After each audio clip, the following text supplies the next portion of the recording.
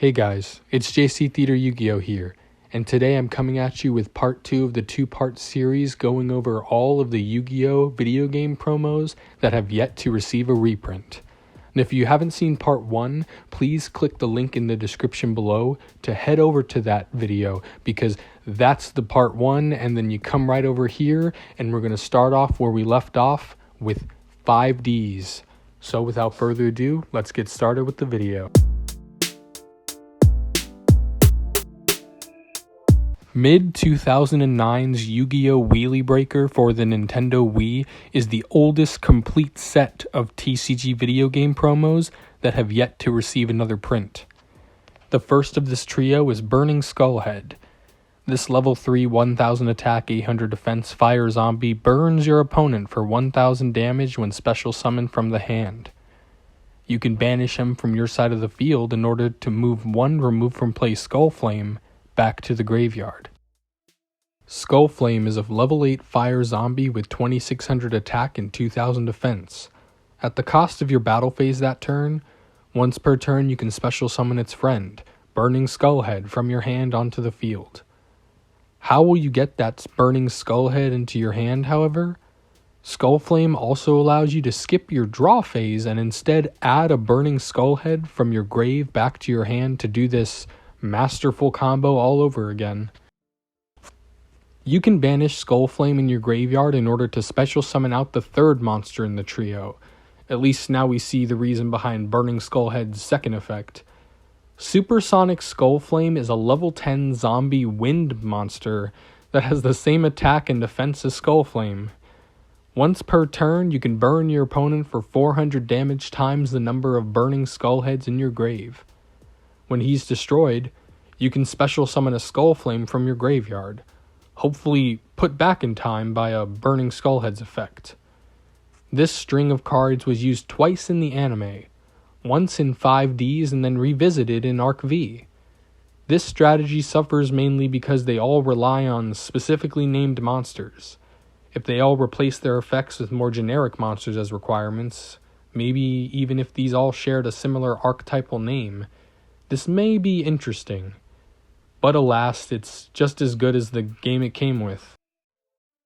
Released in late 2009's PSP exclusive 5D's Tag Force 4, Warm Worm is a level 3 fire insect that is a part of the very interesting gimmick of deck out insects. When he's destroyed, you send the top 3 cards of your opponent's deck to the graveyard.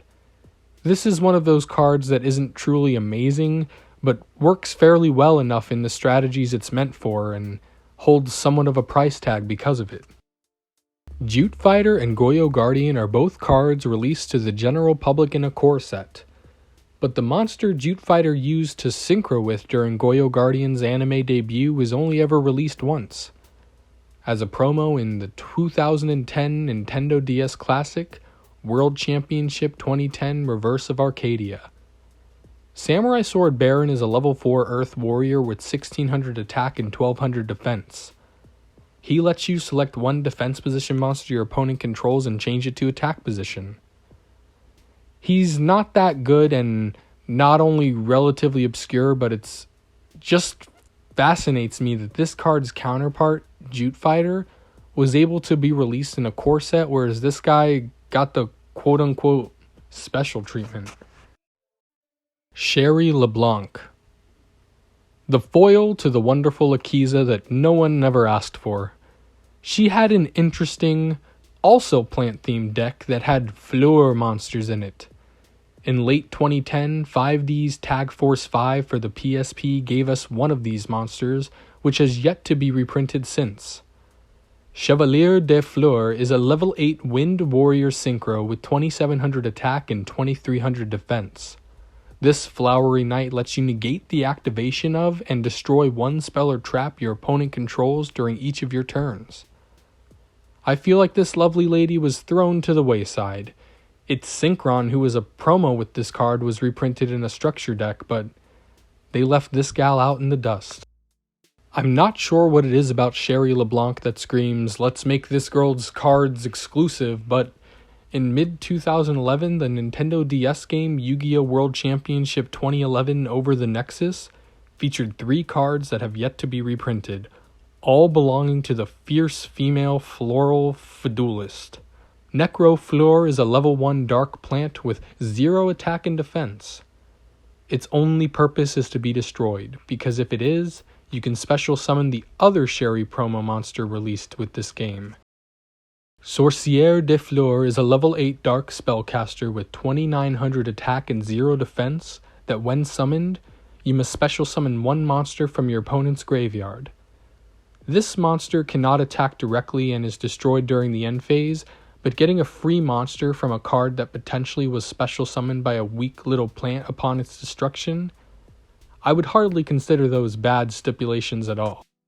The final promo in this set to never receive a reprint is known as Z1, which is a normal spell that if it's destroyed while face down, you can add 1 continuous spell or field spell from your grave back to your hand.